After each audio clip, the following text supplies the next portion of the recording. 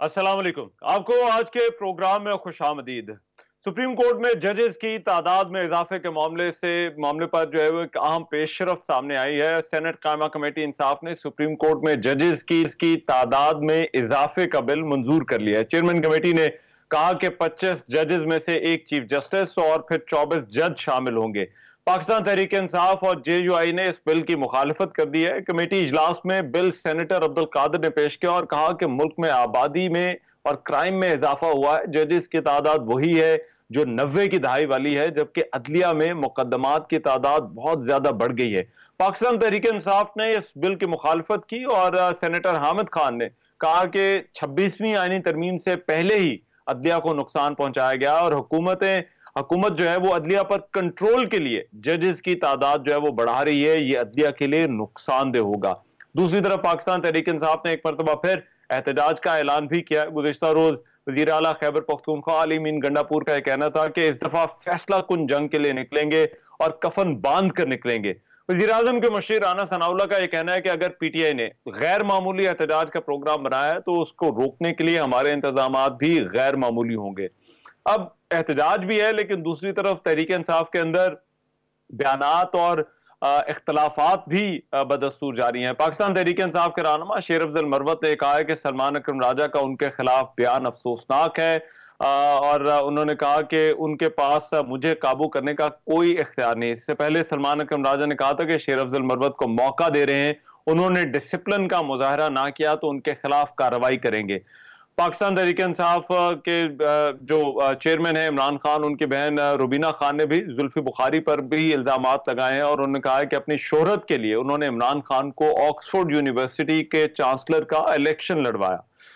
फिर रोजनामा जंग के मुताबिक रुबीना खान ने जुल्फी बुखारी पर अक़वाम मुत्तहिदा के लिए खत के हवाले से भी इल्जामात आयद किए हैं। वज़ीर आला खैबर पख्तूनख्वा ने डी चौक में एहतजाज के दौरान गिरफ्तार होने वाले जो एहलकार थे उनकी जब रिहाई हुई है तो उन पर फूल निछावर करके इस्तकबाल भी किया है और उन्हें मुलाकात के लिए वज़ीर आला हाउस KP भी बुलाया है। अब ये जो तहरीक इंसाफ की सियासत से जुड़े हुए मामला और खासतौर पर ये जो जजेस की तादाद में इजाफे का जो बिल है, ऐसा लगता है कि हुकूमत अब इसके साथ जा रही है, आगे बढ़ रही है। शेख वकास अकरम साहब सीनियर रहनुमा है पाकिस्तान तहरीक इंसाफ के, वो इस वक्त मेरे साथ मौजूद हैं। उनसे इस बिल के हवाले से और तहरीक इंसाफ से जुड़े मामला के हवाले से बात करते हैं। शेख वकास साहब, बहुत शुक्रिया आपके वक्त का। शेख साहब, सबसे पहले तो फरमाइएगा, ये जो जजेस की तादाद में इजाफे की बात है तो ये तो अच्छी बात नहीं है। जजेस बढ़ जाएंगे, केसेस को जल्द सुना जाएगा और सुप्रीम कोर्ट पर केसेस का बोझ कम हो जाएगा। देखिए सर, पेंडेंसी के हवाले से तो मेरे ख्याल में, क्योंकि ये 60-65 हजार से जायद केसेस हैं तकरीबन जो है पेंडिंग है सुप्रीम कोर्ट में बड़े अरसे से। मगर मैं ये समझता हूं कि 26 तरमीम आने से बहुत पहले ये बहस छिड़ी थी कि जजेस की तादाद ये बढ़ाने लगे इस बिल की सूरत में। अगर आपको याद हो, पाकिस्तान तहरीक इंसाफ का मौका बड़ा वाज़ेह तौर पे सामने आ गया था कि हमें अंदाजा है पेंडेंसी के हवाले से, मगर हम ये समझते हैं कि हाउस जिसको हम लेजिटिमेट ही नहीं समझते किसी लेजिस्लेशन के हवाले से, अगर वो जजेस की तादाद में इजाफे के हवाले से ही करता है तो ना ये टाइम ठीक है और ना हम इन्हें इस बात का मजाक समझते हैं। हम ये समझते हैं कि ये इस वक्त जो जजेस की तादाद बढ़ाना चाहते हैं वो जजेस की तादाद को बढ़ा के बेंचेस को अपनी मर्जी के जजेस से अनड्यू तौर पे इन्फ्लुएंस करना चाहते हैं। जो इनकी रविश रही है और जिस तरीके से ये बिल ला रहे हैं, और कोई बिल पर्सन स्पेसिफिक होता है, कोई बिल इनका टारगेट स्पेसिफिक होता है। अब आप देखें कि जो बिल आ रहे हैं कि जी सिक्योरिटी फोर्सेस को इख्तियार दे दिया गया बंदों की गिरफ्तारी का, सिर्फ अगर उन्हें ये पता हो कि इसके मालूमात है। तो अब इस किस्म के मजाक हो रहे हैं कौमी असम्बली में, और ये जो मैंडेट चोर खजाना खोर कठपुतली हुकूमत है, ये तो बिल्कुल मतलब है कि ये तो इससे ज्यादा रेजिस्टेंस तो एक अर्दली एक चौकीदार बुए तो है ना सर, उन्होंने भी कोई तो सिपठा काम कहो करने वास्ते थोड़ी जी रेजिस्टेंस तो वो भी कर लेंगे, मगर ये तो बिल्कुल ही अपना इक़्तिदार कायम रखने के लिए, अपने पर्क्स कायम रखने के लिए, अपने बिजनेसेस बचाने के लिए तो बिल्कुल ही लंबे ही हो गए। कुछ समझ ही नहीं आ रही कि मतलब कोई डेमोक्रेसी। लेकिन शेख साहब देखिए, गवर्नमेंट ये कह रही है, कहती है कि ये हर मंशूर में शामिल होता है कि आपने बेहतरी करनी है, जजेस की तादाद बढ़ जाएगी। तो फिर तादाद बढ़ाने पर मसला क्या है, जबकि अब तो जारी बात है जो नए चीफ जस्टिस आए हैं उनकी सरबराही में जो जो कमेटी होगी वही बेंचेस का तायुन करेगी। आईनी मामला पहले ही अलग हो गए हैं, उनका तो रौले खत्म हो गया है, तो फिर भी जो है वो जजेस की तादाद बढ़ाने अपनी मर्जी के जजेस लेके आएंगे जो कि जो जस्टिस बेंच में होंगे वहां पे इसको अनड्यू इन्फ्लुएंस करेंगे और गलत फैसले देंगे, इनके हक में फैसले देंगे और वो फिर बड़े मसाइल बन जाएंगे। तो मुझे पेंडेंसी के हवाले से तो ना मैं इख्तलाफ कर सकता हूं और ना कोई कर सकता है। हम तो आगे ये कहते रहे थे जब हमने कॉन्स्टिट्यूशनल कोर्ट की मुखातबत की थी कि भाई जी जिससे 60,000 केसेस पेंडिंग ने उत्थे तवज्जो देने की बजाय तुसी नवी कोर्ट बना रहे हो 160 केसा वास्ते, तो बिल्कुल पेंडेंसी के हवाले से इख्तलाफ नहीं है, मगर इस वक्त जो वक्त है उस वक्त में जो इनकी रविश है, जो इनका पिछले 2 हफ्तों 3 हफ्तों का रिकॉर्ड है, वैसे तो जब से ये आए हैं गवर्नमेंट में तब आप देख लें, हमें बिल्कुल ये खदशा है कि इस किस्म के लोगों को जजेस बनाया जाएगा और बेंचेस के अंदर घुसाया जाएगा जिससे वो जो इंसाफ की डिलीवरी की हम तवक्को रखते हैं या अफरीदी साहब से, वो हैम्पर होगी उसकी कैपेसिटी। अच्छा, लेकिन वो हमारा तो सर ऐसा तासुर है कि शायद वो 160 केसेस हैं, मसला सिर्फ उन्हीं का ही है, तो वो जब अलग हो गए तो नीचे जो सुप्रीम कोर्ट के अंदर जो सिविल फौजदारी मुकदमात जितने भी आते हैं उनको सुनने वाले जजेस का कोई इतना इशू नहीं है। तो आपको लगता है कि ये जो जजेस की अपॉइंटमेंट है ये वहां पर भी जो है वो इन्फ्लुएंस करेगी इन मामलात को? बिल्कुल करेगी सर। ये जो हमारे बंदे नाजायज आपने गिरफ्तार किए हुए हैं और हम उनकी जमानतों के लिए जाते हैं, जो बंदों को रोज ड्रैग किया जाता है, वो जो केसेस आ रहे हैं, जो गलत दहशत गर्दियां, देखो हर एमएलए और दहशत गर्द हो गया, जिन्हें लाख वोट लिया, जिन्हें 2 लाख वोट लिया, वो दहशत गर्द है क्योंकि उसके ऊपर 4 दहशत गर्दी के पर्चे हैं। आपने देखा कि आज लाहौर हाई कोर्ट ने पंजाब के डीसी को रिस्ट्रेन किया कि आज के बाद वो एमपीओ के ऑर्डर्स नहीं निकाल सकेंगे। पिछले 2 साल में 15,000 एमपीओ के ऑर्डर्स जो है वो निकाले गए हैं। तो अब ये हमें तवक्को इस इंसाफ की किससे है? जजेस से है। अब यही कोई नून लीग जज बैठा होता या नून लीग का स्पॉन्सर्ड जज बैठा होता तो उन्हें डीसी को कहना सी 15,000 कटने ने 15,000 और काट छड़। ठीक है जी। तो ये बहुत सारी चीजें हैं इस वक्त जो अब जिन लोगों ने देखे नया काम शुरू हो गया, जिन लोगों ने लंदन में प्रोटेस्ट किया है उनकी फैमिलीज को यहाँ पे पकड़ना शुरू कर दिया है। अब झंग में हमारा एक नौजवान वहां लंदन में है, वो कहीं किसी एहतजाज में शामिल होगा, उसके बूढ़े बाप को पकड़ के अंदर कर दिया है। और बाकी लोगों के भी अब ये नया काम शुरू किया है। वो लोग जो ओवरसीज वहां हैं वो तो चले वहां बैठ के कुछ ना कुछ करेंगे, वहां अदालतों में जाएंगे या अपनी गवर्नमेंट्स को इन्फ्लुएंस करेंगे, मगर हम ये देखें कि हम क्या कर रहे हैं कि जो लोग अपनी एक डिसेंट लिविंग कमाने के लिए, जिनको यहाँ आपने मौका नहीं दिया, जो आपकी हुकूमत वक्त की जिम्मेदारी थी, वो वहां मजबूरी से गए हैं। आप उनके बूढ़े माँ बाप को भी यहाँ तंग कर रहे हैं। ये तो आवेद आवाई बिगड़ गया जी, सानू ट्रस्ट नहीं है। ये हर इनका काम जो है वो बदनीति पे मबनी है रहमान भाई। ये तो अजीबोगरीब काम हो रहे हैं, खुदा की कसम। अच्छा, शर्म आती है बताते हैं हम कहाँ जा रहे हैं। इसमें मुझे अब शेख साहब बताइए, पार्टी के पास एक रास्ता था एहतजाज का, पार्टी अभी भी कह रही है हम एहतजाज करेंगे, लेकिन ऐसा लग रहा है कि ये जो बार बार एहतजाज है इसमें हुकूमत को वो कोई सख्त जो टफ टाइम जो है वो हुकूमत को नहीं दे पा रहे। ये 2-3 जो हमने पिछली कॉल्स जो है वो देखी हैं। और सर गल सुनो, जान दो इसका सख्त का ठहर जाए, आपका सवाल समझ लिया। अच्छा, नहीं दे पा रहे, समझ आ गई। मां मर जाती है, जवाब दे ਇਹਨਾਂ ਦੀ ਪੰਜਾਬੀ ਦਾ ਐਕਸਪ੍ਰੈਸ਼ਨ ਹੈ ਇਹਨਾਂ ਦੀ ਮਾਂ ਮਰ ਜਾਂਦੀ ਹੈ ਜਿਸ ਲਈ ਅਸੀਂ ਅਨਾउंस ਕਰਦੇ ਹਾਂ लेसन पूरे शहर जो है कंटेनरिस्तान बना दिए जाते हैं, मोटरवेज ब्लॉक कर दी जाती हैं, बल्कि नया काम शुरू है, मोटरवेयों की खुदाई कर दी जाती है, फिर शेलिंग के हजारों गोले टीयर गैस के, फिर रबर बुलेट्स, फिर हेलीकॉप्टर से और ड्रोन से जो है वो गैस वो फेंकी जाती है और वो स्प्रेज किए जाते हैं। तो तुसी समझते हो परेशान नहीं होते?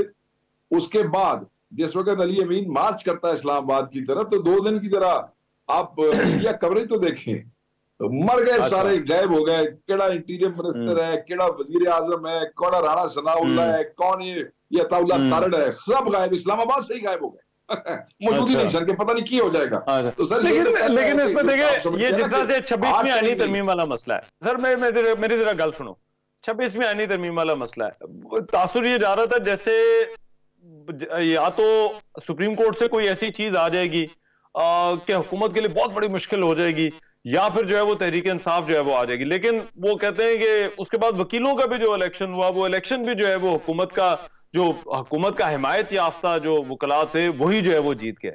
तो ये मैं आपसे पूछना चाह रहा हूं कि आईनी तरमीम के पर्सपेक्टिव में, इसके तनाजुर में जब एहतजाज की कॉल है, तो क्या वो है, क्या उसमें उतना दमखम है उस एहतजाज की कॉल के अंदर? नहीं सर, अब तो जो कॉल होनी है वो खान की रिहाई के लिए होनी है। आईनी तरमीम के हवाले से तो हम हर वक्त ही हालत एहतजाज में होंगे और पुरअमन एहतजाज हमारा हक है। अब अगली कॉल जो है वो खान की रिहाई के लिए है। अगर बीच में 27वीं तरमीम आ जाती है तो हम उसको भी बीच में इंक्लूड कर लेंगे। जो आप कह रहे हैं कि वकला का इलेक्शन जो है, वकला का इलेक्शन सर जरा टेक्निकल इलेक्शन होता है। देखिए केपी के अंदर हामिद खान ग्रुप ने कभी इतने वोट नहीं लिए जिंदगी में, कई साल हो गए हामिद खान ग्रुप को इलेक्शन लड़ते हुए जितने इस दफा लिए। और वो पीटीआई की सपोर्ट आखिरी दो, अगर आप हमारे लीडरान के ट्विटर हैंडल्स देखें तो पीटीआई ने आखिरी 3 दिन पहले ऑफिशियली उनकी सपोर्ट का अनाउंस किया था। और तुम देख लो कि 3 दिन आज की हो सकता, सीधे की नहीं हो सकता। हमारा अपना कैंडिडेट तो था नहीं, हमने हामिद ग्रुप के जो है वो कैंडिडेट को अडॉप्ट किया और हमने उनको सपोर्ट किया 3 दिन पहले। और उसमें भी मैं समझता हूं कि बेहतरीन किस्म की सपोर्ट हुई है कि वहां पे कई जगहों पे जहां बिल्कुल वोट ही नहीं मिलते थे वहां बराबर आके खड़े हो गए हैं। फिर बाकी टेक्निकलिटीज होती हैं, फिर 2 नंबरियां भी हुई हैं, बेईमानियां भी हुई हैं। पेशावर मौजूद था, वहां कहते थे कि अननोन नंबरों से फोन भी आते रहे, तरियां भी देते रहे ने, पैसे भी इस्तेमाल कर रहे, सारा कुछ हुआ। हमने बस अब ये डिसाइड किया है कि नेक्स्ट टाइम से सुप्रीम कोर्ट के बार के लिए पीटीआई अपने आईएलएफ अपने कैंडिडेट लॉन्च करेगी, नो मैटर व्हाट। हार जीत होती रहेगी, मगर अब हमने ये जो एडॉप्शन वाला काम है ये हमने अब बंद करना है बस। तो ये जो वो इंडिपेंडेंट ग्रुप या जो वकला के दूसरे ग्रुप हैं या हामिद खान साहब का ग्रुप है, इनमें से फिर अपनी एफिलिएशन किसी ग्रुप के साथ जो है वो नहीं रखेंगे, बल्कि अपना देखिए मैं आपको बताऊं ना, गल ये है कि जिसले लितर खान का टाइम आए कि उसले आईएलएफ के वकील हों, जिसले साडे बंदे अंदर जान ते जमानतां वास्ते आईएलएफ के वकील हों, जदों हमारे लीडर अंदर जाए तो आईएलएफ के वकील बगैर फीसों के बेचारे 10-10 फिर रहे हों, ते जिसले लीडरशिप चुनन का टाइम आए ਤੇ ਫਿਰ ਅਸੀਂ ਬੰਦੇ ਬਾਹਰੋਂ ਲਿਆ ਰਹੇ ਹੈਗੇ ਤੇ जिन्हां ने ना कभी इमरान खान की बात की है, जो ना कभी इमरान खान के लीडरों के लिए पेश हुए हैं, जो ना कहीं जेलों में हमारे पीछे गए हैं। तो बस ठीक है, हो गया इलेक्शन, हमने सपोर्ट कर दी, अगले की किस्मत तो हार गया, नहीं हरना चाहिए सी, मगर अगली बार कोई हरे को जितने असि अपना कैंडिडेट आप लियावांगे सर। ठीक है, राइट। और तो शेख साहब, ये जो अंदर जो चीजें पार्टी के अंदर आ रहे हैं, बयानात आ रहे हैं सलमान अकरम राजा साहब के, शेर अफजल मरवत के, अब ये सर क्या ये मसला है पार्टी के अंदर? ऐसा लग रहा है कि इसका कोई फुल स्टॉप नहीं है, मुसलसल दोनों तरफ से कोई ना कोई ऐसा इशू खुला रहता है पार्टी डिसिप्लिन का, कि ये मीडिया के अंदर जो है वो बयान आते हैं। मुझे मालूम है आप कहते हैं इख्तलाफ राय है, लेकिन सर इख्तलाफ राय मतलब कमरे के अंदर होता है, जब पब्लिकली एक दूसरे के खिलाफ बयान दें तो इसका मतलब है कि जो है वो ये सिर्फ इख्तलाफ राय नहीं है, ये इख्तलाफ भी है। नहीं, मेरा ख्याल है, मैं आपकी पहली बात आपने खुद ही उसको, इससे पहले कि मैं कहता आपने उसको एड्रेस करने की कोशिश की है। बात यह है कि पाकिस्तान तहरीक इंसाफ बहुत बड़ी पार्टी है और ये हमारे दोनों ही, मेरे लिए दोनों काबिल एहतराम है। राजा साहब बड़े प्रोफेशनल समझदार पढ़े लिखे वकील हैं और बड़े वकील हैं। उसी तरह हमारा भाई शेर अफजल मरवत है, उसका मुझे बड़ा एहतराम है। तो अगर पार्टी के अंदर रहते हुए इख्तलाफ करते हैं तो आजकल फिर बंदा कमरे च होंदा है ना, तुसीं कहंदे हो अंदर, फिर अंदर ही फोन होंदा है, अंदर ही ट्वीट होंदे हैं, कई बार बंदा जज्बात से कर जाता है। मगर इसका ये मतलब नहीं कि कोई बड़ा हैवी किस्म का इख्तलाफ है। दोनों की आपस में हुई उसके बाद और उन्होंने वो they have settled whatever it was, it was not an इख्तलाफ। ये बस ट्विटर हो जाता जी, इन्हू एडा जोर देने की लोड़ कोई नहीं। पाकिस्तान और बड़े बड़े इश्यूज में चले, मैं वेरी क्विकली लास्टली, ये रुबीना खान ने जो जुल्फी बुखारी के हवाले से बातें की हैं, उनको भी फिर इसी तनाजुर में देखा जाना चाहिए? वो तो सर मैं आपको बताता हूँ, मैं एक तो जाती तौर पे मुझे अंदाजा नहीं था कि अलीमा खान साहबा और उज़मा बीबी और नौरीन साहबा के अलावा भी खान साहब की कोई बहन है, मुझे तो पता नहीं था। मैंने वो वीडियो पहली दफा देखी है मगर क्योंकि जी वो खान साहब की बहन है, हमारे लिए तो काबिल एहतराम है, जी हमारी बुजुर्ग है। दूसरी तरफ जी जी। जुल्फी और डाई हार्ड इमरान खान साहब के support and he does hmm. Everything for Imran Khan. अच्छा। और पीछे से उनकी जायदादें तक कुर्क हो गई, जायदादें तक हम्म उनकी जब्त हो गई हैं, उनके हम्म। इंतकाल तोड़ दिए गए हैं, उनकी ठीक। रजिस्ट्रियां खत्म कर दी गई हैं, हाँ। कॉन्फिस्केशन हो गई ठीक हैं है। उनकी जमीनों की। और ये सब कुछ इसीलिए क्योंकि वो खान साहब का साथ दे रहे हैं और इंटरनेशनल मीडिया में आगे हम्म। पीछे वो हिम्मत करते रहते हैं। ही ठीक ट्राइड है। समथिंग जिसमें वो चाहते थे कि दुनिया को एक पर्सपेक्टिव पता लगे खान साहब की जात के हवाले हाँ। से। वो अगर नहीं भी हो सका तो मैं समझता हूं कि उस पर इतना सख्त बयान जो है शायद नहीं अच्छा। देना चाहिए था। तो ठीक। We stand with Zulfi Bukhari ji, इसलिए कि वो अच्छा। खान का सिपाही है। ठीक। बाकी जो उनकी सिस्टर है वो हमारे लिए तो जी माओ के बराबर है, बड़ी है हमारी, अच्छा। उनका भी एहतराम है। तो क्योंकि वो बाकी कभी किसी पॉलिटिकल मामले में मुदाखलत नहीं करती, I don't know why did she हाँ। Say that. वो अब खान साहब अच्छा। को जब बताया जाएगा बताएंगे, फिर खान साहब बताएंगे, मगर ठीक। We stand with Zulfi Bukhari ji. अच्छा ठीक है, राइट। बहुत शुक्रिया शेख वकास अकरम साहब हमारे साथ मौजूद और बात कर रहे थे पाकिस्तान तहरीक इंसाफ के सीनियर रहनुमा। प्रोग्राम में एक ब्रेक शामिल कर रहा हूं, वापस आ रहे हैं इस ब्रेक के बाद।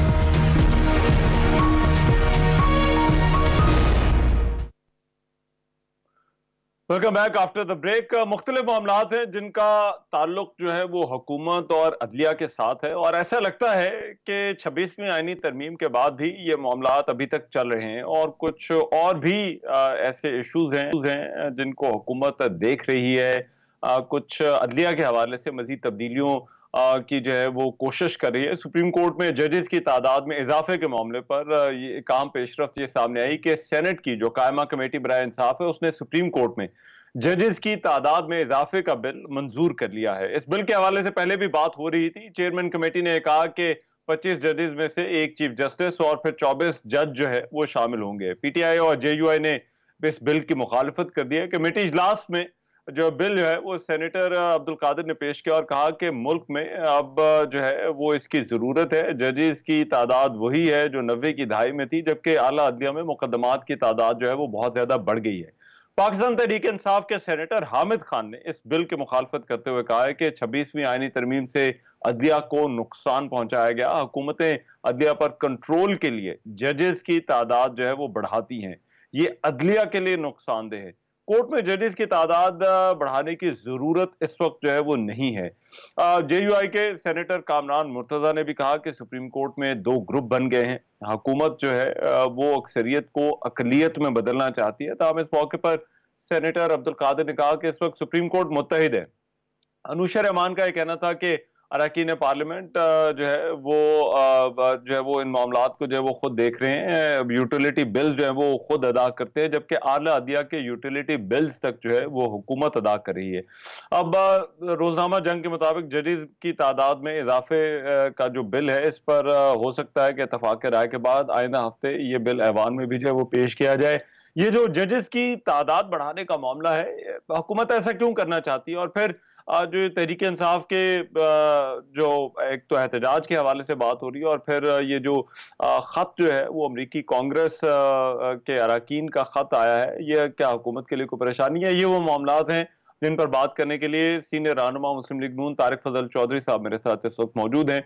उनसे इस हवाले से बात करते हैं। डॉक्टर साहब बहुत शुक्रिया आपके वक्त का। सबसे पहले तो ये फरमाइएगा, ऐसा लगता है कि हुकूमत अभी तब्दीलियां ला भी चुकी है, ला भी रही है और लाने वाली भी है। तो ये मामला जो है वो चलते रहेंगे अदलिया के हवाले से? बिस्मिल्लाहिर्रहमानिर्रहीम।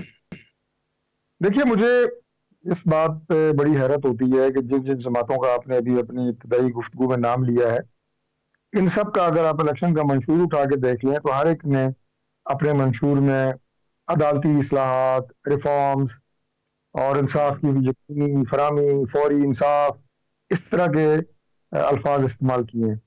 लेकिन जब वो इक़दामात उठाने की हुकूमत बात करती है तो पता नहीं, सिर्फ इसलिए कि शायद हमारे अंदर वो अदम बर्दाश्त के रवैये इस कदर ज्यादा हो चुके हैं कि आपको जिसका नजरिया चाहे कितना अच्छा हो, लेकिन चूंकि उसका है इसलिए मैंने नहीं मानना, इसकी शक्ल मुझे पसंद नहीं है इसलिए मैंने इसकी हर बात से इनकार करना है। इस तरह की अच्छा। सूरत हाल जो है वो आपको नजर आ रही है। इस मामले में जो आपने सवाल किया है, भाई बात यह है कि वो जो सेनेटर कादिर साहब की बात है कि 90 की अर्ली 90s में जो जजेस की तादाद थी उसमें कितना वक्त गुजर चुका है, 30 साल से ज्यादा, और मुकदमात की तादाद कितनी बढ़ गई है, किस कदर जो है वो लिटिगेशन जो है उसमें इजाफा हुआ है। तो आपको क्या मुज़ायका है कि जजेस की तादाद जो बढ़ाई जाए? मैं अपनी पार्टी की तरफ से नहीं, अपनी जाती तरफ से पाकिस्तान के शहरी कई प्रोग्रामों में ये बात कर चुका हूं कि जजेस की तादाद तो 50 होनी चाहिए, सुबह शाम बैठे। मुझे और आपको सिर्फ इसलिए इंसाफ की फराहमी के लिए इंतजार करना पड़े कि मेरे से आगे लाइन में 60,000 लोग लगे हुए हैं, इसलिए मैं 10 साल इंतजार, वाई मैं अगर जाऊं। लेकिन सर ये हो सिर्फ सुप्रीम कोर्ट के साथ रहा है ना, आप कर ये सिर्फ सुप्रीम कोर्ट के साथ रहे हैं, बैकलॉग है और जो केसेस है वो तो निचली अदालतों तक जो है ये मामला है, ये तो सेशन कोर्ट क्या, हाई कोर्ट क्या, हमारी हर अदालत का ये मसला है। देखिए बात ये है कि वहां पे भी होंगे, ये जाएंगे, ये जो कॉन्स्टिट्यूशनल अदालतें हैं जो सिर्फ ये आईनी मामलात को देखेंगी, बाकी अदालतें जो हैं वो सिविल और जो हमारी क्रिमिनल लिटिगेशन है उसे देखेंगी। ये हाई कोर्ट्स में भी हो रहा है, आईनी अदालतें हाई कोर्ट्स में भी बन रही हैं, और फिर निचली सतह पे देखेंगे कि कैसे है। लेकिन ये करना जरूरी था और जरूरी है। अब वो चूंकि उन्हें हमसे सियासी लिहाजा कोई भी हमारा अच्छे से अच्छा काम भी, तो आप ये कह रहे हैं कि ये जो है ये मुखालफत बुरा मुखालफत हो रही है? जी मेरा यही मतलब है। दूसरा, आपने जो अपनी इब्तदाई में गुफ्तगू की, और बल्कि हामिद खान साहब की गुफ्तगू का आपने हवाला दिया कि उन्होंने कहा कि जी 2 जो है ग्रुप बन चुके हैं सुप्रीम कोर्ट में।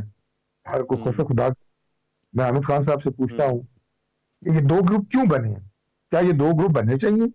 पार्लियामेंट में तो एक हुकूमत होती है, एक अपोजिशन होती है, 2 ग्रुप होते हैं, समझ आती है। लेकिन सुप्रीम कोर्ट में ग्रुप बंदी का क्या ताल्लुक है? सुप्रीम कोर्ट में एक केस आए तो उसका फैसला मेरिट्स पे क्यों ना हो, उसका फैसला केस के मसलात और केस की जो है वो पोजीशन देख के क्यों ना हो। ये क्या बात है कि फलां ग्रुप के पास गया तो ये फैसला ये होगा, फलां ग्रुप के पास गया तो फैसला ये होगा। मतलब आपकी इसको नहीं पता लग गया है कि ग्रुप बंदी और धड़ेबंदी वो, और इसको खत्म करना किसकी जिम्मेदारी है? लेकिन सर देखिए चौधरी साहब, तासुर ये जाता है कि आप जो मेजॉरिटी है सुप्रीम कोर्ट में एक ग्रुप की उसे कह लें या हम ख्याल जजेस कह लें, अब तो हमें समझ नहीं आती कि अल्फाज जो है वो क्या इस्तेमाल करें, लेकिन आप उसके लिए उसको खत्म करने के लिए आप तादाद को इतना बढ़ाना चाहते हैं कि ये जो है वो इस वक्त अगर 17-16 जजेस हैं तो उनकी जो है वो मेजॉरिटी जो है वो उसमें उस ग्रुप की जो है वो खत्म हो जाए। देखिए बात यह है कि मैं तो इस लफ्ज के ही खिलाफ हूं कि हम ख्याल जजेस और एक ग्रुप के जजेस। वाई ये बात आना ही इस बात की दलील है कि एक ग्रुप ने दोनों में से अपने इख्तियारात से तजावुज किया है। एक ग्रुप ने इन दोनों में से अपनी जो उसकी पेशावराना जिम्मेदारियां थी इंसाफ की फराहमी, उसे छोड़ के पसंद और नापसंद की बुनियाद के ऊपर ग्रुपबंदी की है। ये लोग मुझे नहीं पसंद, ये जमात मुझे नहीं पसंद, इन लोग मैं ठोकना ही ठोकना है, चाहे जो मत इंसाफ। अच्छा, आप चाहते हैं कि चलते रहे ये जो तनकीद है, अच्छा इसमें आपकी बात बजा, लेकिन एक तनकीद और है और उसको भी मैं चाहता हूँ आप एड्रेस करें। वो ये कहते हैं कि अपनी अब हुकूमत के पास इतना इख्तियार आ गया है कि वो अपनी मर्जी के जजेस जो है वो लेकर आएगी या आ सकती है, और इसीलिए तादाद बढ़ाई जा रही है। तो ये इसको आप किस तरह से देखते हैं इस क्रिटिसिज्म को? ये बात ये है कि जो पार्लिमानी कमेटियां बनी है जजेस की तकर्री के लिए और ऑनरेबल चीफ जस्टिस की तकर्री के लिए, उसमें हर जमात की नुमाइंदगी है। ये अख्तियार कुल्ली तौर पर गवर्नमेंट को नहीं दिया गया, और ये प्राइम मिनिस्टर की सवाबदीद नहीं है। बाहमी मुशावरत से फैसले होने हैं, अक्सरियत की बुनियाद के ऊपर फैसले होने हैं। तकर्री कमेटियों के अंदर ऑनरेबल जजेस की भी जो है वो मौजूदगी है, बार के मेंबर की मौजूदगी है।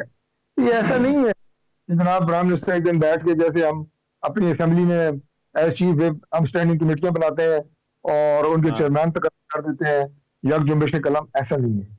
ये पार्लिमानी कमेटियां हैं जिसमें हर जमात की मुतनासिब नुमाइंदगी as per their presence in the assembly मौजूद है, द पार्लियामेंट मौजूद है। और जैसे मैंने आपको बताया कि सिविल सोसाइटी, इसमें माइनॉरिटीज, वुमेन, इसमें आपके जो बार्स हैं उनके नुमाइंदे। अभी परसों जो इलेक्शन हुआ कितना टफ इलेक्शन था सुप्रीम कोर्ट बार उसके प्रेसिडेंट का। उसमें हमारे जो हिमायत याफ्ता उम्मीदवार हैं, एहसन बून ग्रुप, आसमा जहांगीर ग्रुप, आजम नजीर तारड़ ग्रुप, हिमायत याफ्ता उम्मीदवार जीत गए। अब ये एक रेफरेंडम था, वकला किसके साथ खड़े हैं? आपको याद है, आप ये जा रहा था जनाब, वकला जैसे ही 26वीं तरमीम होगी बाहर निकलेंगे जनाब और तहस नहस कर देंगे 26 तरमीम की, गवर्नमेंट की, फला फला। क्या हुआ? उन्होंने आपके हक में वोट दिया, गवर्नमेंट के हक में वोट दिया, मतलब जो हमारा हिमायत याफ्ता ग्रुप था उसके हक में वोट दिया। दूसरी तरफ कौन सा ग्रुप था? Imran Khan supported and Hamid Khan supported, उस ग्रुप को शिकस्त दी। इसका मतलब उनके नैरेटिव को शिकस्त। भाई मुझे ये बताएं कि लोग जो मनाजिर देख रहे हैं कि आपने ठानी हुई है, सिर्फ इंतशार फैलाना है, गालियां देनी है, इस्लामाबाद पे चढ़ाई करनी है, फेडरेशन के खिलाफ बातें करनी है, नौजवानों को उकसाना है, तबाही का एजेंडा लेके आना है। आज आप तीसरी दफा जीती से वहां आप कोई एक टके की पॉजिटिविटी की बात नहीं कर रहे, लोगों को रियासत के खिलाफ कर रहे हैं। इस गंद को लोग कब तक बर्दाश्त करेंगे? ये मुल्क है या कोई जागीर है? इस तरह निजाम चलते हैं। तो इसलिए तो आपको ये लगता है कि ये जो रद्द-ए-अमल की बातें की जा रही थी कि नए चीफ जस्टिस की नामजदगी या तैनाती के बाद आएगा, तो वो नहीं आया और वो जो है वो इनके बयानिए को रद्द करता है ये सारा मामला, ये जो चीज है। एक तरफ तो वो रिएक्शन नहीं आया जिसकी बात कर रहे थे कि खड़ा हो जाएगा, दूसरी तरफ हमारे हिमायत याफ्ता, मैं दूसरी दफा आपको बता रहा हूँ, आजम नजीर तारड़ मिनिस्टर हैं, उनके एहसन बून के हिमायत याफ्ता उम्मीदवार सुप्रीम कोर्ट बार जो सबसे बड़ी बार है पाकिस्तान की, उसका इलेक्शन जीतते हैं और वकला की वोटों से जीतते हैं। सीनियर 3 वकला उसमें। चौधरी साहब, वकीलों के इलेक्शन में तो और भी बड़े इश्यूज होते हैं, लेकिन आप ये कह रहे हैं कि ये एक तरह से रेफरेंडम है इस चीफ जस्टिस की नामजदगी पर और तैनाती पर, नए चीफ जस्टिस की है। 100% रेफरेंडम है। बाकी और फैक्टर जरूर होते हैं। जो सुप्रीम कोर्ट बार एसोसिएशन है ये एक नॉन पॉलिटिकल बॉडी है। मैं बिल्कुल वाज़ेह ये कह रहा हूँ, मैं नहीं कह रहा मुस्लिम लीग नून का जो बंदा जीत गया ये मैंने नहीं, लेकिन वो लोग जो हमारे तरमीम को लेकर चल रहे हैं, जो लोग 26वीं तरमीम का अहम तरीन हिस्सा है, वो ग्रुप के साथ खड़े हैं, हिमायत कर रहे हैं और ये पूरी दुनिया को पता है। तो अगर उनका बयानिया दुरुस्त हो तो हमारे उम्मीदवार को तो 10 वोट ना मिलते कि जी उड़ा के रख देंगे हम। लेकिन ये एक ऐसा रेफरेंडम था कि जिसमें वकला ने उनकी, देखिए वकला जो होते हैं ना वो इतने पॉइजन नहीं थे जितने मैंने बताया है कि पाकिस्तान साहब के वकला या इनके वोटर या इनके लीडर पॉइजन है और एग्रेशन, फ्रस्ट्रेशन। वकला बड़ा बैलेंस चलते हैं। उन्होंने देखा कि 26 टीम आ रही है, 50 से ज्यादा जिसमें शिकें हैं, मुशावरत हो रही है, उसके बाद 26 शिकें रह गई हैं, रीजनेबल बात है, उसमें हमको बेहतर करने की बात है। सारा जो वैनम था वो उसमें से उनके बकौल निकल गया। राइट, मान लिया। ठीक है, निकालते हैं। राइट, बहुत शुक्रिया डॉक्टर तारिक फजल चौधरी साहब के वक्त का। डॉक्टर तारिक फजल चौधरी मुस्लिम लीग नून के रहनुमा जो है वो हमारे साथ मौजूद थे। प्रोग्राम में भी मैं एक ब्रेक शामिल कर रहा हूँ, वापस आ रहे हैं इस ब्रेक के बाद।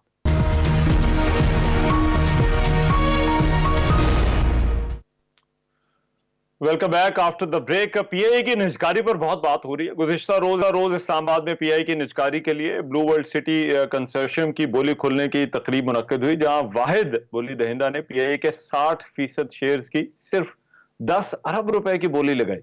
वफाकी वजारत निजकारी की जानिब से बोली के लिए कम से कम 85 अरब 3 करोड़ रुपए की हद मुकर्रर की गई थी। ताहम बोली दहिंदा ने ये रकम जो 10 अरब से बढ़ाने से इनकार कर दिया और कहा कि अगर तो पीआईए के जिम्मे वाजिबात हैं तो 85 अरब रुपए में तो नई एयरलाइन जो है वो खड़ी हो जाएगी। आज एक और डेवलपमेंट ये हुई कि खैबर पख्तूनख्वा की हुकूमत ने पीआईए निजकारी में दिलचस्पी का इजहार किया है और सूबाई हुकूमत के बोर्ड ऑफ इन्वेस्टमेंट ने वजीर आला अली मीन गंडापुर की जानिब से पीआईए की निजकारी के अमल का हिस्सा बनने की ख्वाहिश दायर की है। ये जो पीआईए से जुड़े मामलात हैं इस पर बात करने के लिए मोहम्मद जुबैर साहब इस वक्त मेरे साथ मौजूद, चेयरमैन रह चुके हैं प्राइवेटाइजेशन कमीशन के, इन मामलात को बड़ी अच्छी तरह से समझते हैं। जुबैर साहब बहुत शुक्रिया आपके वक्त का। जुबैर साहब ये कुछ दिन हो गए हैं ये बहस जो है वो चल रही है, आपके ख्याल में ये क्या मामला क्या हुआ है? ये जो कम से कम जो बोली की हद है उससे भी इतना ज्यादा नीचे जो है ये बिडिंग जो है वो क्यों चली गई और फिर ये जो बाकी इन्वेस्टर्स है क्या वजह आपको लगती है बनी है कि उनका कोई इंटरेस्ट ही नहीं है पीआईए की खरीदारी में? देखिए, इसमें जो शुरू दिन से जो निजकारी का अमल शुरू किया गया था रिमांड को, बहुत ही मेरा ख्याल है खराब तरीके से, भौडे तरीके से कहना चाहिए किया गया था। जो फाइनेंशियल एडवाइजर लगाए गए थे, जिनको पता नहीं 15-16 मिलियन डॉलर हमने पे किए हैं, उनका सबसे ज्यादा जिम्मेदारी उनकी होती है, लेकिन उनको लगाते वक्त जाहिर है निजकारी कमीशन का जो बोर्ड होता है और कैबिनेट कमेटी ऑन प्राइवेटाइजेशन, ये बड़ा अहम किरदार अदा करते हैं कि जी इनके पास एक्सपीरियंस है एयरलाइन प्राइवेटाइज करने का। ये एक मायार होता है, इनकी प्रोफेशनल कैपेसिटी कितनी है, इन्होंने और कितनी प्राइवेटाइजेशन दुनिया भर में, बिकॉज जितनी भी ग्लोबल ट्रांजेक्शन होती है, और ये ग्लोबल ट्रांजेक्शन थी, जाहिर सी बात है फॉरेन इंटरेस्ट हो सकता था, होना भी चाहिए था। तो एक तो वो जो एक भी रोड शो नहीं किया बाहर, एक भी। फिर वो जब जो लेके आए, जब वो बोली लगाने का वक्त आया, एक्सप्रेशन ऑफ इंटरेस्ट देने का, तो उस वक्त भी टर्म्स एंड कंडीशंस इतनी कंफ्यूजिंग थी, उसी वक्त महसूस हो गया था कि ये सरमायादारों को करीब नहीं लेके आएगा, और एक भी फॉरेन इन्वेस्टर नहीं आया, एक भी। और इसमें मैं ये साथ कह दूं कि देखिए बड़ा इंपॉर्टेंट होता है, जो ये निजकारी में जो भी हिस्सा लेना चाहता है, खासतौर पर जो फॉरेन इन्वेस्टर्स होते हैं, वो रिफ्लेक्ट करता है सिर्फ प्राइवेटाइजेशन नहीं, सिर्फ पीआईए नहीं, ओवरऑल जो हमारे यहाँ इन्वेस्टमेंट क्लाइमेट है उसका रिफ्लेक्शन होता है। और उसका रिफ्लेक्शन जो है वो इतना अच्छा नहीं है, बावजूद इसके कि वजीर आजम बहुत कोशिश कर रहे हैं हर जगह जाके, लेकिन वो अच्छा उस वक्त होता है जब आपकी इन्वेस्टमेंट पॉलिसी अच्छी होती है, जब आपकी टैक्सेशन पॉलिसी अच्छी होती है, जब आपका। लेकिन जुबैर साहब, ये जो मुश्किल है इन्वेस्टर्स कॉन्फिडेंस की, ये आपको अभी लग रही है, या ये कहते हैं ये तो हमारा पुराना क्रॉनिक मसला है, ये इन्वेस्टर्स कॉन्फिडेंस? क्रॉनिक मसला है, जाहिर है पिछले बहुत सालों से है, कोई आज की बात नहीं है। तकरीबन 2006 में मेरा ख्याल है जो फॉरेन डायरेक्ट इन्वेस्टमेंट था वो 6-7 बिलियन डॉलर आया था। उसके बाद से अगर हम देखते हैं 1.5 बिलियन 2 बिलियन डॉलर, अगर आप इसको कंपेयर करें अब इवन श्रीलंका से या बांग्लादेश से, तो बहुत ही कम है। और for a country like Pakistan की अगर तरक्की करनी है, लेकिन उसके लिए हम कुछ ठीक करने के लिए सिर्फ देखें, जब वजीर आजम जाते हैं कहीं और उनको यकीन दिलाते हैं कि रेड कार्पेट बिछा दिया जाएगा, वो उससे मुतासर नहीं होते, वो रोजमर्रा का जो यहाँ क्लाइमेट है उससे मुतासर होते हैं। यहाँ टैक्स रिफंड के क्या सकते हैं, यहाँ अगर ज्यादती अगर कोई करेगा, जैसे आईपीपीज का भी मसला है, क्या कोर्ट्स खड़े होंगे इंसाफ देने के लिए, और इसी तरह से रिपैट्रिएशन ऑफ प्रॉफिट। आज जो हमारे यहाँ मुश्किलात फेस कर रहे हैं जो भी एग्जिस्टिंग हमारे फॉरेन कंपनीज हैं, कि वो अपना जो प्रॉफिट है रिमिट करने में उनको दुश्वारी है, तो अगला कैसे नया कैसे आएगा कि जी आके अपना सारा पैसा फंसा लूं। और दूसरे जो पूरी निजकारी की टीम थी, जिसमें सबसे ज्यादा इम्पोर्टेंट जो है मिनिस्टर साहब है, वो आपने देखा, वो कहीं आज तक आपने कभी देखा है उनका इंटरव्यू, उनकी हाजिरी, कल वो बिल्कुल गायब है। तो आप एक ब्यूरोक्रेट के पास आपने ये सारी जिम्मेदारी दे दी, ब्यूरोक्रेट को तो उतनी तनख्वाह मिलनी है चाहे पीआईए दिखे या ना दिखे। तो सारा प्रोसेस, जब ये 5 बिल्डर्स जो थे, तो अच्छे बिल्डर्स थे, जब वो उन्होंने इंटरेस्ट अपना वापस लिया है, तो उसी वक्त महसूस करना चाहिए था कि ये क्यों लिया है। इतनी somebody has to be the face of मतलब जो है वो इन्वेस्टर्स कॉन्फिडेंस के लिए। लेकिन इसमें अब मुझे एक और ये केपी से एक इंटरेस्ट जो है वो आ रहा है, केपी के बोर्ड ऑफ इन्वेस्टमेंट का। अब मुझे नहीं मालूम कि इसकी जो प्रोसेस है उसमें आप इसको किस तरह से जो है वो देखते हैं, लेकिन जो बिडिंग प्रोसेस है उसमें क्या सूबाई बोर्ड ऑफ इन्वेस्टमेंट जो है वो कोई अपना इंटरेस्ट शो कर सकता है विफाक के, और क्या कोई मतलब इस तरह से जो है वो कोई बिड कर सकता है सूबा किसी नेशनल एसेट के लिए? सूबा की तो बात की बात है, कोई भी नहीं बिड कर सकता, बिकॉज एक प्रोसेस होता है, उसकी डेडलाइन होती है, एक्सप्रेशन ऑफ इंटरेस्ट अखबारों में छपता है, सिर्फ पाकिस्तानी नहीं, ये रिक्वायरमेंट है, इंटरनेशनल न्यूज़पेपर्स में छपता है, और उसके तहत एक लास्ट डेट होती है, कट ऑफ डेट होती है। बिल्कुल ऐसा तो नहीं हो सकता पहले आपने एक ही बोली सुन ली कि 10 बिलियन है, आपने कहा मैं 11 बिलियन लेने के लिए तैयार, ऐसा हो ही नहीं सकता, ये प्रोसेस ही के खिलाफ है। तो मेरा नहीं ख्याल है कि जो केपी हुकूमत है उसने कोई सीरियस कोई इस किस्म की किया, वो पॉलिटिकल ज्यादा है। सीरियसनेस कम है। राइट। अच्छा, मुझे जुबैर साहब इसमें बताइए, आपके ख्याल में अगला स्टेप अब क्या होना चाहिए हुकूमत का? ये अब बिडिंग प्रोसेस का इस तरह से जो है वो इसमें ये चीजें सामने आना, आगे का रास्ता आपके ख्याल में क्या होना चाहिए? बेस्ट कोर्स ऑफ एक्शन इस वक्त हुकूमत के लिए क्या है? देखिए ना जी, बात यह है कि अभी हमने 2.5 साल जाया करते हैं कि अप्रैल 2022 में जब हुकूमत शहबाज शरीफ साहब प्राइम मिनिस्टर बने थे तो उस वक्त ही निष्कारी टॉप 3-4 इकोनॉमिक एजेंडा आइटम्स था, और उसके बाद फिर इधर आई होते, उसके बाद दोबारा हुकूमत। तो ये तो नहीं है कि ये आज फैसला करना है, यही हमारी मिस्टेक होती है, हर हम पिछले पीरियड को भूल के कहते हैं आगे क्या है। मसला ये है कि ये सिर्फ PIA के हवाले से ये एक सेटबैक नहीं है, ना ही ये निष्कारी के हवाले से सेटबैक है, बहुत बड़ा सेटबैक है, लेकिन पूरे पाकिस्तान का इमेज जो है वो खराब हुआ है। एक एयरलाइन आपके लिए रखी और आपके पास इतना टाइम भी मौजूद था, पुराने एक्सपीरियंसेस भी थे, और आपने सब कुछ देखा था। आपको पहले आप जो फाइनेंशियल एडवाइजर होता है वो इंटरेस्ट ट्रेड करते, फिर वो आके खुद बता देते कि आप इस अमल को रोक दें, इसमें इंटरेस्ट नहीं है किसी मेजर ऑर्गेनाइजेशन का, तो फायदा कोई नहीं होगा इसके आगे जाने का। लेकिन मैं सिर्फ प्राइस के हवाले से रहमान कहूंगा कि जो लोग कह रहे हैं कि 10 बिलियन या 1 बिलियन है, मेरा ख्याल है ये जो प्राइस सेट की थी निगरानी कमीशन ने या काबीना कमेटी ने, ये 85 बिलियन, देखिए प्राइस जो होता है function of demand and supply. अगर आप कोई भी चीज बेचने के लिए जाते हैं, हम जब कोई एक प्राइस डिक्टेट तो नहीं कर सकते, तो डिपेंड करता है कि बायर कितना उसको किसी भी चीज को, कार हो, घर हो, प्लॉट हो, बड़ी फैक्ट्री हो, कि वो देखते हैं कि इसकी प्राइस क्या नहीं है, and that is a result of the competitive environment. अब यहाँ तो कंपेटिटिव एनवायरनमेंट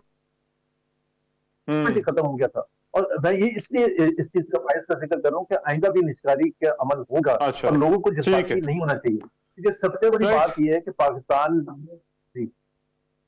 ठीक है, but you think this is very serious, जो आइंदा हम अगर कोई जो है वो निष्कारी करने का इरादा भी रखते हैं। बहुत शुक्रिया मोहम्मद जुबैर साहब जो है वो हमारे मौजूद थे, और इस ये जो निष्कारी का जो प्रोसेस है उस पर बात कर रहे थे। प्रोग्राम में एक ब्रेक, वापस आ रहे हैं इस ब्रेक के बाद।